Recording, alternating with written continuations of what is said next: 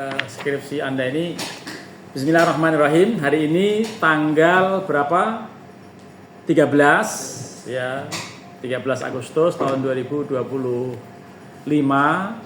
hari hari Rabu, bertepatan dengan tanggal 19 Safar tahun 1447 Hijriah, akan dilaksanakan ujian skripsi berjudul Implikasi Kekuatan Hukum Putusan Mahkamah Internasional, yaitu International Country of Justice, tanggal 19 Juli tahun 2024 terhadap perlindungan penduduk sipil Gaza. Ini ditulis oleh Siti Wita Hermawanti, NIM 11210480000140. Ya, program studi Ilmu Hukum Fakultas Syariah dan Hukum UIN Syarif Hidayatullah Jakarta. Kepada yang kepada Vita dipersilakan untuk presentasi maksimal 1/4 jam dari sekarang, silakan. Baik, saya akan menjelaskan belakang masalahnya. Konflik bersenjata berkepanjang antara Israel dan Palestina, khususnya di Gaza, telah menimbulkan pelanggaran serius terhadap hukum humaniter internasional dan hak asasi manusia. Meskipun Konvensi Jenewa 1949 dan Protokol Tambahan 1977 menjamin perlindungan sipil, gugatan Afrika Selatan ke Mahkamah Internasional (ICJ) menghasilkan putusan 19 Juli 2024 yang menegaskan penduduk Israel ilegal memerintahkan pencegahan genosida dan menjamin distribusi bantuan kemanusiaan.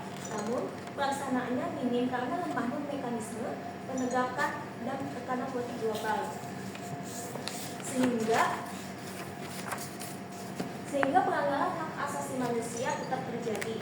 Meskipun bersifat tidak mengikat secara yuridis, putusan ini memiliki kekuatan hukum, politik, dan moral yang penting sebagai presiden internasional untuk menekan Israel dan melindungi warga sipil Palestina. Lalu, saya mengambil masalah ada dua. Yang pertama, bagaimana kekuatan hukum putusan Mahkamah Internasional atau International Court of Justice (ICJ) tanggal 19 Juli 2024 terhadap pendudukan Israel di wilayah Palestina.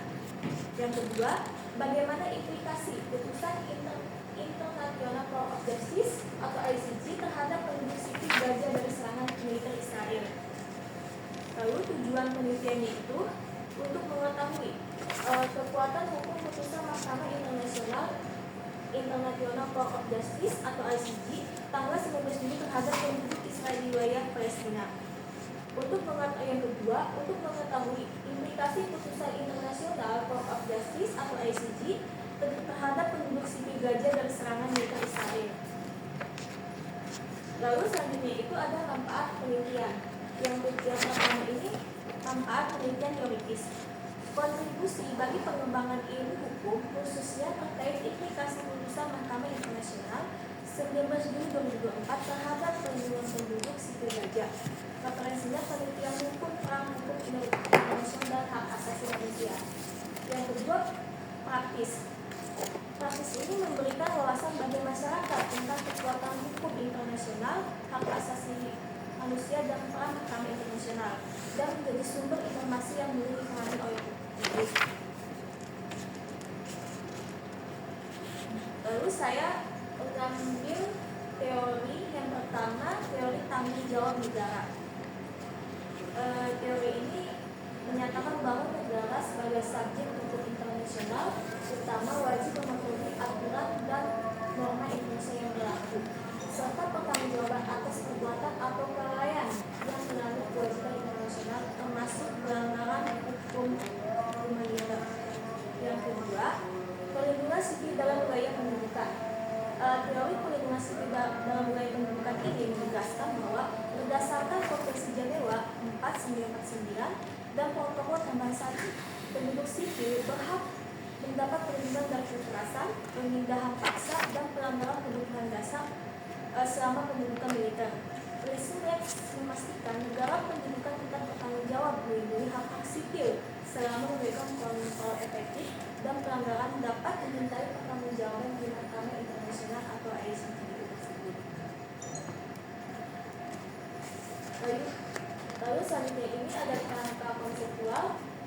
Yang pertama ini hak yang terdapat Non-derogable ini adalah hak asasi manusia yang tidak dapat dikurangi dalam keadaan apapun, termasuk dalam situasi darurat atau perang. Karena bersifat mutlak dan wajib dihormati oleh negara, ini mencakup antara lain hak untuk hidup, kebebasan beragama dan berkeyakinan, serta hak diakui sebagai pribadi di hadapan hukum, sebagaimana diatur dalam instrumen hukum internasional seperti International Politika Right atau ICCPR dalam konteks konflik atau keadaan darurat. Negara tetap memiliki kewajiban hukum untuk melindungi dan menghormati hak-hak kemanusiaan. Yang kedua ini wilayah pendudukan. Konsep wilayah pendudukan ini sangat penting dalam konteks hukum internasional, terutama dalam melindungi hak warga sipil selama konflik bersenjata. Konvensi 4 Jenewa 1949 dan Protokol Tambahan 1 memberikan kerangka hukum yang jelas untuk mengatur perlindungan ini. Memaksa tanggung jawab pihak yang memiliki untuk menghormati dan melindungi masyarakat bahwa sipil serta memastikan bahwa hukum Indonesia tetap diterapkan.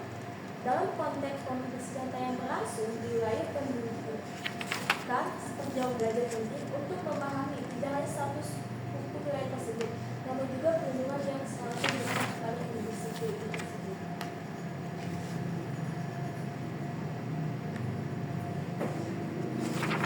Lalu selanjutnya ini bab 3 ini membahas perlawanan Palestina atas pendudukan wilayah dan tugas dan wewenang serta kekuatan putusan Palestina.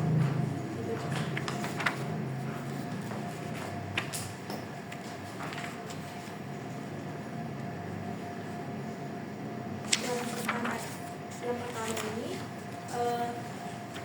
sejarah perlawanan Palestina atas pendudukan Israel. Konflik antara Israel dan Palestina telah menjadi konflik yang mendapat perhatian luas di dunia internasional. Konflik ini dapat diurus sejak tahun 1948 ketika Israel secara pihak mendeklarasikan kemerdekaannya sebagai negara berdaulat di kawasan Timur Tengah. Keberadaan Israel dianggap problematik karena melakukan aneksasi terhadap wilayah yang telah lama dihuni oleh bangsa Palestina, serta secara bertahap memperluas wilayah melalui tindakan invasi dan pendudukan negara tersebut.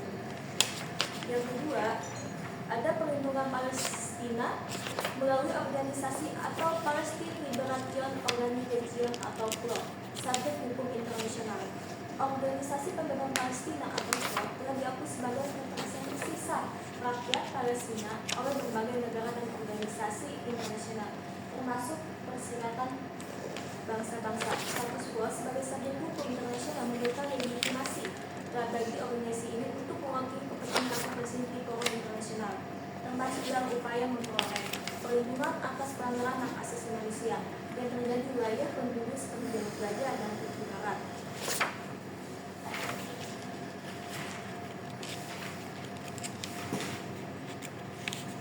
Lalu selanjutnya ini ada peralihan wilayah dalam ketentuan hukum internasional. Yang pertama ini pendudukan atau okupasi. Pendudukan ini atau okupasi ini suatu penempatan terhadap wilayah yang tidak ditepati atau bukan berarti tidak dalam negara lain. Dalam hal ini wilayah tersebut dapat berupa bahwa ditentukan atau dipilih oleh negara sebelumnya yang pernah menguasainya. Pendudukan terhadap wilayah yang tidak berada di dalam kewenangan negara manapun dapat disebut sebagai territorius adalah suatu wilayah yang sebelumnya belum pernah berada dalam kepemilikan wilayah negara manapun itu tersebut. Yang kedua ini ada aneksasi atau aneksasi. Aneksasi ini upaya dalam hal mempengaruhi suatu wilayah yang dilakukan dalam dua kondisi. Pertama adalah negara yang akan dianeksasi ini telah ditaklukkan oleh negara yang menganeksasi atau menakluk. Penaklukan suatu negara biasanya dilakukan oleh jalur kekerasan berupa peperangan serta invasi militer. Yang kedua, apabila wilayah yang dianeksi dalam kedudukan yang benar-benar berada di luar negara menganeksasi pada waktu diumumkannya kehendak aneksasi oleh negara tersebut. Sebagai contoh untuk yang pertama adalah penduduk wilayah Sinai di Mesir oleh Israel dalam konflik penduduk wilayah Sinai di Mesir oleh Israel dalam konflik. Penjelasan kedua ada aneksasi Korea oleh Jepang. Dalam hal ini Korea dapat dianeksasi segera berada dalam proses atau berkata-kata. Yang ketiga, penambahan atau accretion. Penambahan ini kegiatan suatu negara dalam memperoleh suatu wilayah melalui penambahan dapat terjadi apabila melalui proses-proses alami yang dapat terjadi, seperti contohnya timbulnya suatu kepulauan baru yang berada di wilayah suatu negara akibat proses dari pergerasan lempeng bumi yang dapat menimbulkan suatu daratan baru atau dapat menyebabkan timbulnya suatu daratan akibat yang terjadi selama berangsuran itu tersebut. Yang selanjutnya ini ada preskripsi. Preskripsi ini berdasarkan hukum internasional ini, suatu tindakan diberikan dalam jangka waktu yang lama dan disertai dengan sejumlah uniknya. Namun menurut pendapat dari sejarah hukum internasional seperti Lever dan Nathan, bahwa tindakan besar ini tidak diatur oleh hukum internasional, bahwa tidak ada keputusan suatu pengadilan internasional yang secara meyakinkan mendukung doktrin preskripsi akuisitis itu tersebut.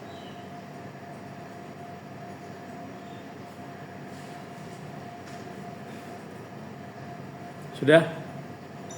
Lalu yang terakhir ini, kasus gugatan Afrika Selatan dan Membeli terhadap Indonesia Israel di Palestina pada 29 Desember 2003.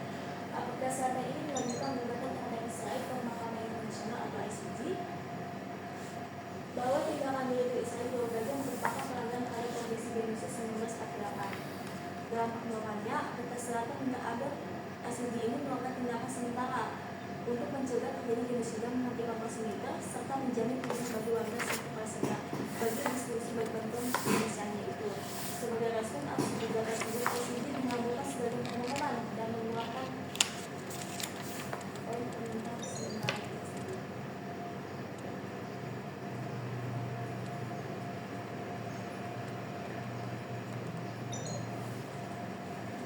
Hasil dari penelitian yang saya tulis yang pertama ini, saya akan menjawab dari pengusaha saya yang keempat. Berdasarkan kajian terhadap putusan Mahkamah Internasional atau ICJ tanggal 19 Juli 2024, ditemukan bahwa penduduk Israel atas dari Gaza, tepi barat, dan Yerusalem dinyatakan melanggar hukum internasional, termasuk larangan apartheid, segregasi rasial, dan perampasan sumber daya alam. ICJ juga memerintahkan Israel untuk mengakhiri penduduk, membongkar pemukiman, memberikan reparasi kepada korban Palestina. Putusan ini meskipun bersifat tidak mengikat secara yuridis, memiliki bobot hukum yang signifikan sebagai interpretasi otoritas hukum internasional. Putusan ini juga memperkuat prinsip-prinsip memperoleh wilayah melalui kekerasan dan larangan diskriminasi rasial serta mempertegas konvensi ICJ.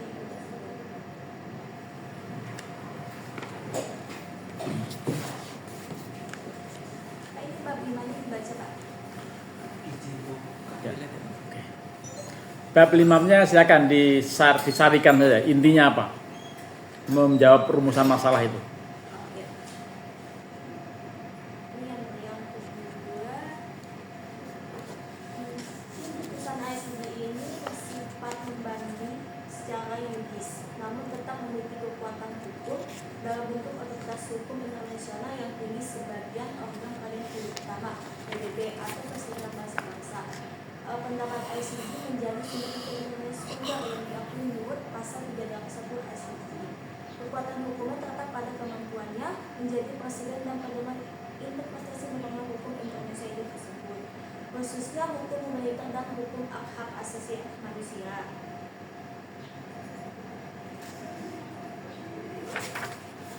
Lalu selanjutnya ini ada putusan ICJ ini, saya menjawab rumusan masalah yang kedua. Putusan ICJ pada 26 Januari 2004 terkait gugatan Afrika Selatan secara hukum mengakui adanya potensi pelanggaran serius terhadap Konvensi Genosida 1948 oleh Israel dengan perintah sementara yang mengikat, termasuk kewajiban mencegah genosida, memastikan bantuan kemanusiaan, dan menghukum penghasutan kekerasan, namun ada mekanisme penegakan membuat implementasi putusan bergantung pada kemauan Israel atau pengaruh Konvensi itu tersebut.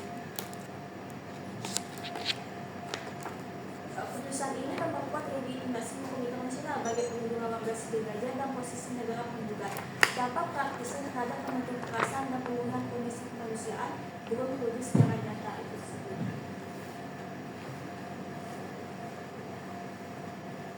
Sudah? Iya, Pak. Oke. Disampaikan selamat kepada Wita Hermawanti yang sudah mencapai tahap akhir dari perkuliahan Anda untuk S1 gitu ya. Di beberapa halaman pada skripsi Anda masih ditemukan hal-hal yang sifatnya teknis, typo-typo, tetapi walaupun teknis tetap harus diperbaiki. Misalnya pada halaman 6 Romawi, kata pengantar. Iya, Pak. Ya. Info sedikit, Pak. Ya, pada halaman pengantar, saya tidak tahu cara membaca tulisan yang di bawah kata pengantar, silakan dibacakan.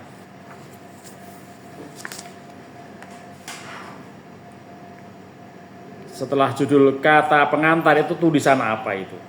Daftar isi, Pak. Bab 1 pendahuluan. Bukan kata pengantar pada halaman Romawi 6. Iya, Pak. Hah? Kata pengantar Romawi 6.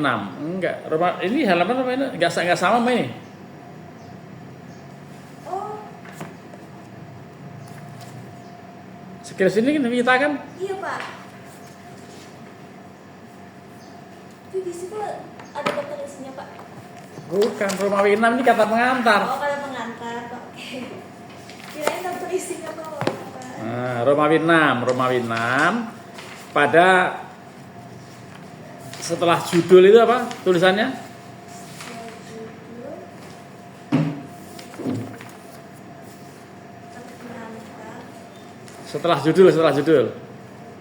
Setelah judul apa tulisan apa itu? Implikasi. Bukan kata pengantar. Iya, Pak. Kata pengantar. Di bawah kata pengantar itu tulisan apa itu?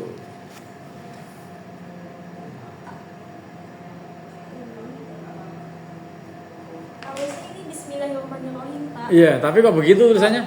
Iya, Pak, Ini bagaimana nih?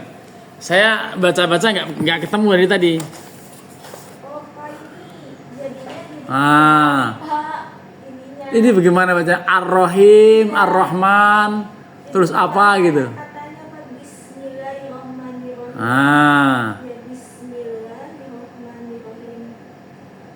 kalau baca tulisan Arab dari kanan atau kiri? Dari kiri, Pak. Dari kiri, eh? Dari kanan, Pak. Bingung kan? Pak, iya bingung saya jadi. Ah, Dari kiri, Pak. dari kiri. Iya, harusnya Bismillah itu di sini, Pak. Iya, jadi maksudnya kalau tulisan Arab tuh bacanya dari kanan atau kiri? Dari kiri, Bismillahirrahmanirrahim. Ini- Dari kanan, Pak. Ah, Dari iya, kamu kanan kiri aja bingung. Ini diperbaiki. Iya, Pak. Bismillahirrahmanirrahim tulisannya nggak begitu. Ya, Pak, ini jadinya kenapa jadi? Nggak tahu. Nah, itu diperbaiki ya. Iya, Bapak. Nah, lalu pada paragraf kedua di kalimat terakhir ada manusia DAN. Manusia di akhir. Itu pada akhir dari paragraf kedua. Ya, setelah sebagai bentuk kepedulian akademis dan langsung. Oh, ya, harusnya hak asasi manusia dan keadilan global. Nah, dan itu bukan begitu kan tulisannya? Iya, Pak. Harusnya. Harus DAN. Nah, tapi Disatuin. ya ini kenapa nggak disatuin? Ini. Iya, ya kan? Iya, Pak. Itu harus diakui. Hal-hal teknis ada yang masih salah-salah. Coba berlanjut pada halaman 2. Halaman 2 angka biasa. Ya. Pada akhir paragraf kedua silakan Anda amati itu. Setelah ada kalimat apa itu?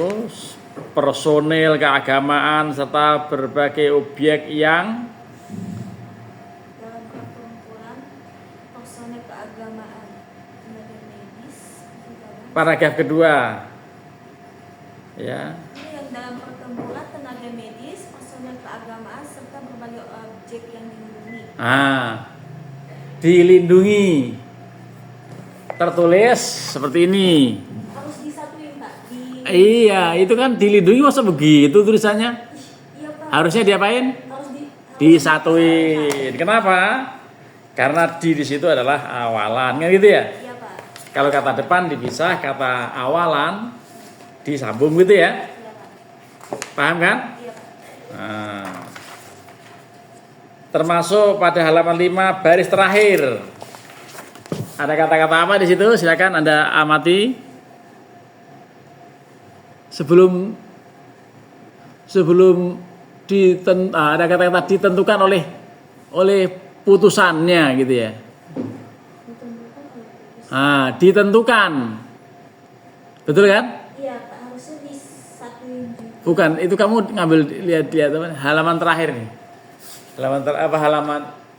Halaman 5 baris terakhir. Oh iya, politis dan moral yang ditentukan oleh putusan.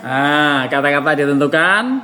Ini harus disatuin, Mbak, ditentukan. Iya, kenapa nggak dipisah itu? Hah? Ini kayaknya sedikit tipu. Iya, Kak, sedikit, tapi walaupun sedikit saya baru baca langsung ketemu kan? Iya Kak. Iya. Saya pikir cuma satu ujian skripsi ini, ternyata dua. Saya gerabak-gerubuk langsung saya kebut, ternyata ada beberapa kesalahan teknis. Belum nanti yang substantif ya. Yang teknis saja ada yang salah. Halaman 8 pada metode penelitian. Ya. Pada sebelum kata jenis penelitian itu. Ada kata-kata apa di situ? Metode digunakan dalam penelitian. Digunakan. Ya. Kata digunakan itu harusnya bagaimana itu? Harusnya disatuin, Bang. Kenapa nggak disatuin? Kelupaan, gitu ya? Iya. Itu berarti apa? Harus konsisten, harus teliti, harus hati-hati, betul ya? Iya Pak. Karena itu fatal yang begitu-begitu. Terus halaman 11, ya, baris ketiga dari atas, silakan dibaca. Metodologi analisis data. Ada kata-kata dianalisis, betul? Dianalisis. Coba dibaca utuh tuh.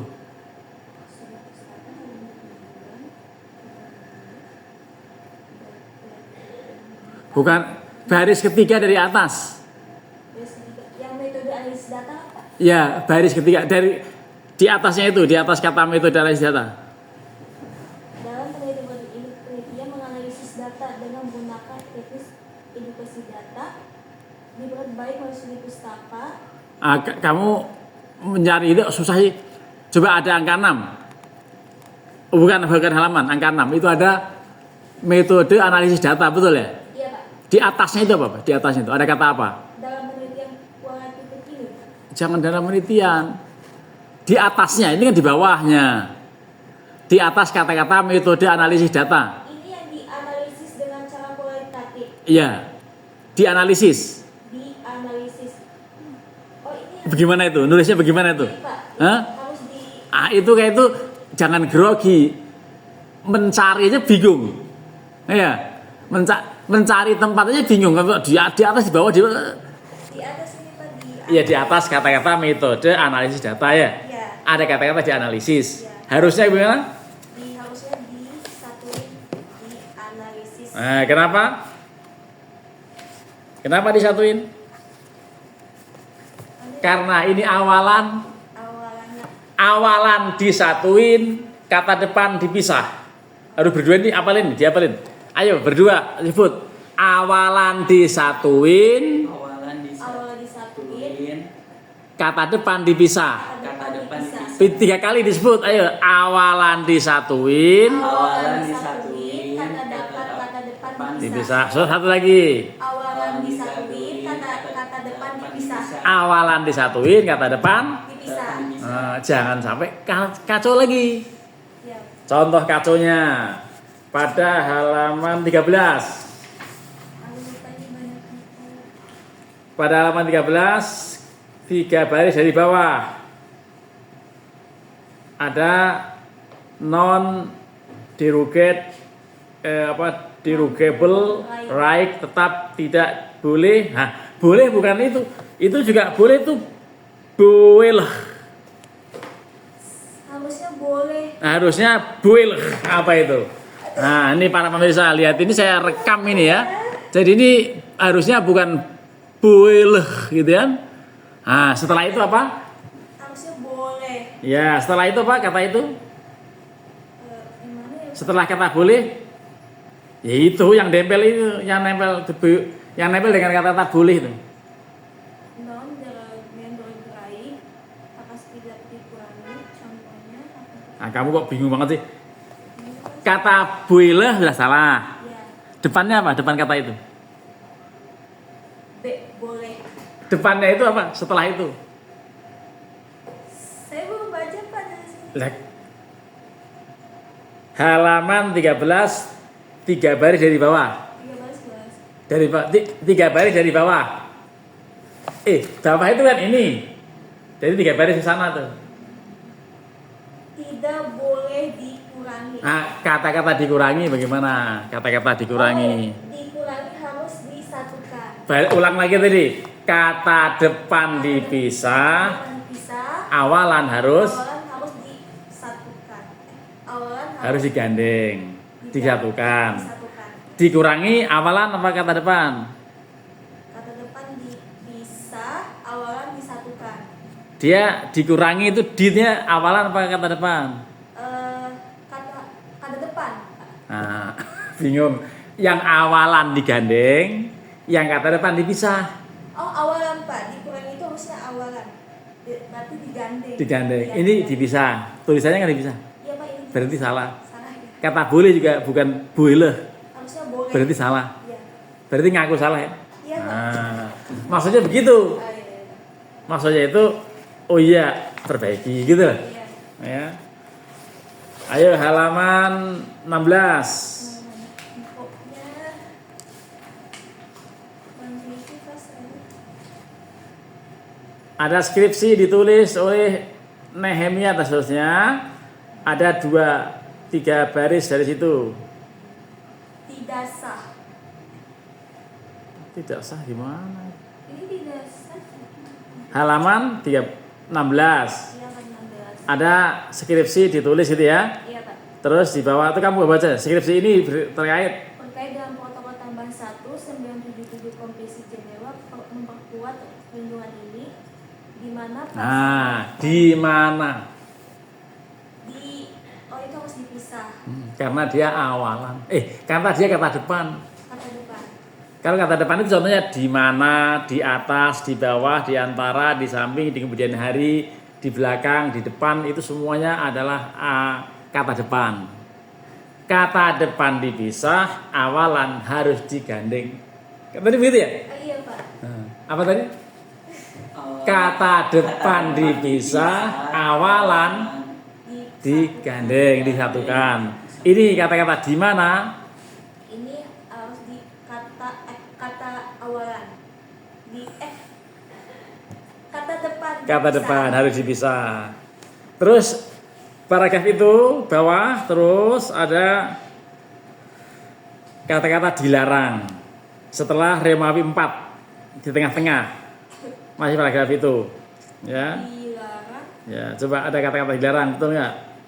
itu harusnya disatukan Pak. Tapi di situ Dipisah. berarti awalan di Awalan di depan. Awalan dipisah.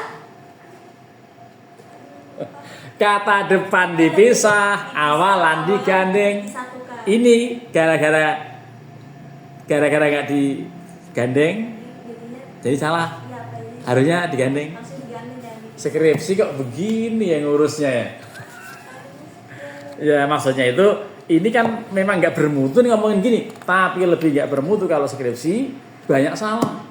Nah gitu betul ya? Iya. Betul nggak? Nah ini saya penguji tapi juga membimbing. Nih nanti tolong diperbaiki yang sudah saya koreksi, yang dalam waktu beberapa detik itu kan langsung saya koreksi. Tapi nanti kalau ada yang ketemu yang saya terlewat, tolong perbaiki. Saya nggak akan nemu tanda tangan kalau tidak diperbaiki. Oke, sekarang yang substantif. Nah saya tanya. Ini Anda judulnya mengenai apa tadi? Perlindungan hukum. Perlindungan penduduk. Perlindungan Implikasi kekuatan hukum, putusan Mahkamah Internasional terhadap perlindungan penduduk sipil Gaza. Ini ada implikasinya enggak? Yang saya tulis ada Pak. Ada. Lalu perlindungan sipil Gaza itu menjadi masalah enggak menurut Anda? Menurut saya yang menjadi masalah. Masalahnya apa? Karena di dalam video ini terhadap perlindungan penduduk. Kalau untuk ini kan putusan ICJ ini melindungi penduduk sipil Gaza dari serangan Israel itu tersebut Pak. Masalah Israel Palestina menurut Anda kenapa nggak selesai sejak saya belum lahir sampai saya lahir dan saya tua, umur saya 52 ini, umur Anda 19 gitu ya. Iya. Itu kenapa itu? Saya belum pasti tahu karena Israel pasti masih membutuhkan wilayah penduduk sipil Gaza, belum sepuasnya gitu Pak. Israel ini masih membutuhkan wilayahnya itu tersebut Pak. Kalau Israel ini kalau belum untuk mendapati wilayah itu, pasti Israel akan tetap berusaha untuk mengambil penduduk sipil di Gaza itu, di Palestina Itu tanah siapa? itu tanah Palestina Pak, tanah Palestina itu. Lah kok Palestina punya tanah di situ, punya rumah di situ, beranak pinak di situ, kok tiba-tiba dikuasai Pak sama Israel, bagaimana ini? Karena Israel pengen menguasai aja kali Pak, ingin pengen menguasai penduduk itu.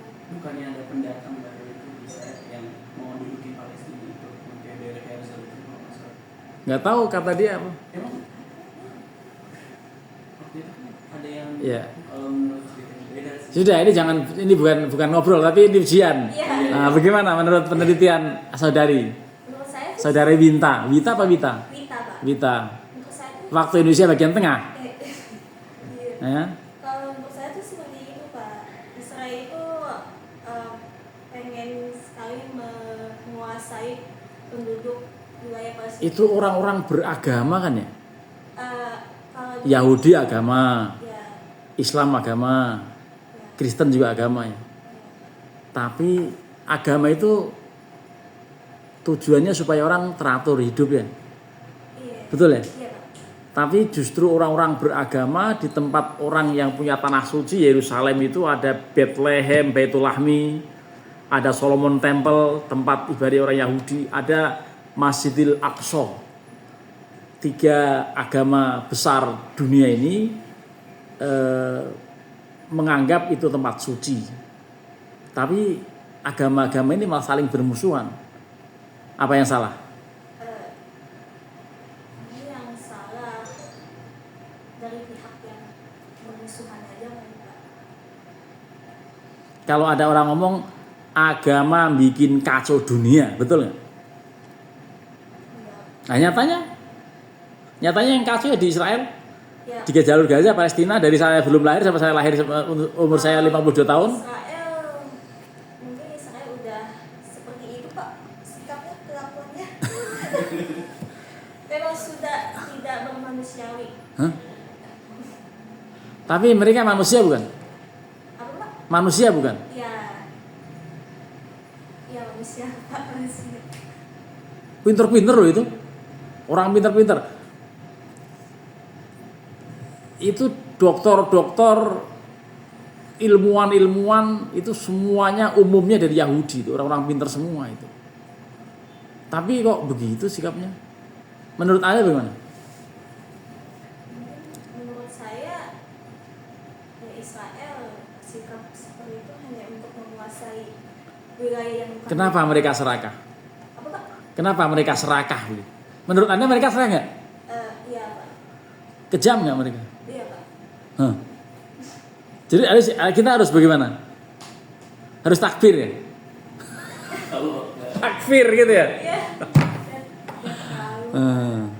Jadi ini implikasi kekuatan hukum putusan Mahkamah Internasional terhadap perlindungan penduduk sipil Gaza ini bagaimana? Implikasinya seperti apa?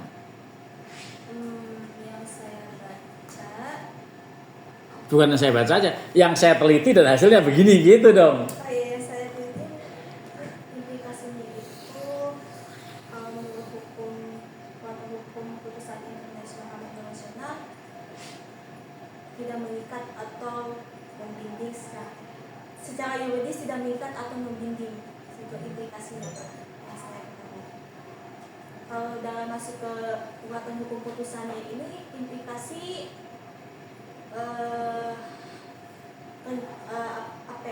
dampak dari perbuatan yang dilakukan oleh Israel kepada Palestina. Israel ini kan melakukan tindakan ilegal terhadap Palestina karena Israel. Maksudnya implikasi kan pengaruh, Ya, betul ya? pengaruh. Jadi pengaruh kekuatan hukum ini, dampak kekuatan hukum putusan Mahkamah Internasional ini terhadap perlindungan penduduk Gaza itu positif atau negatif? Negatif. Negatif. Kenapa? Karena berpengaruh atau berdampak. Ya berdampak enak atau gak enak terhadap mereka itu? Gak enak Pak. Tidak enak. Iya, saya baca. Berpengaruh tidak enak Yes. karena ada kekejaman, ada intimidasi, ada genosida gitu. Implikasi berpengaruh sangat enak Pak yang saya. Hah? Sangat enak. Oh sangat enak. Ya. Berarti pengaruh putusan Ya. internasional ini Ya. terhadap penduduk Gaza enak atau tidak enak? Sangat enak Pak. Sangat enak. Contohnya, bukti sangat enak. Palestina ini bisa memutus Israel dengan putusan Mahkamah Internasional atau ICJ itu tersebut. Palestina ini bisa memutuskan Israel terhadap putusan Mahkamah Internasional atau ICJ itu tersebut. Kayak gitu enak. Ya, menurut Palestina mungkin enak Pak. Karena Yang nggak enak kayak apa? yang kayak nggak enak ya dari Israel aja yang Penduduk Palestina dibantai, anak-anak disembelih, anak-anak dibunuh, itu dirampas, diperkosa macam-macam itu enak. tidak. Nah, setelah ada putusan ini, Ya, lumayan mungkin sepertinya setelah ada putusan ini, perbuatan yang seperti tadi menjadi enak Pak. menjadi berkurang, Iya. menjadi bahkan mungkin tidak ada untuk sementara gitu ya. Iya. Berarti putusan ini berpengaruh pada penduduk Gaza lebih nyaman hidupnya gitu. Ya. Anda mau hidup di Gaza? Apa Pak? Anda mau hidup di Gaza? Setelah ujian ini selesai lalu pindah ke sana gitu? Enggak Pak. Kan udah enak. Sudah enak kan? Itu hanya sementara Pak. Oh, jadi Israel masih tetap padahal kalau meninggal di sana langsung masuk surga. Syahid. Jangan masuk surga dulu, nikah dulu, punya anak, lalu meninggal masuk surga gitu ya. Baik, diucapkan selamat pada Anda berdua atas ujian skripsi ini yang bingungnya luar biasa, ditanya mengenai kata depan awal aja pada bingung semua ya. Padahal Anda sudah pernah belajar bahasa Indonesia. Ya, padahal ini orang Indonesia. Ya, tapi dua-duanya bingung, Wita bingung, Akbar bingung. Mari kita akhiri ujian kita dengan sama-sama membaca hamdalah. Alhamdulillahirabbil alamin. Terima kasih. Assalamualaikum warahmatullahi wabarakatuh. Waalaikumsalam. makasih Pak. Terima kasih Bapak. Sama-sama.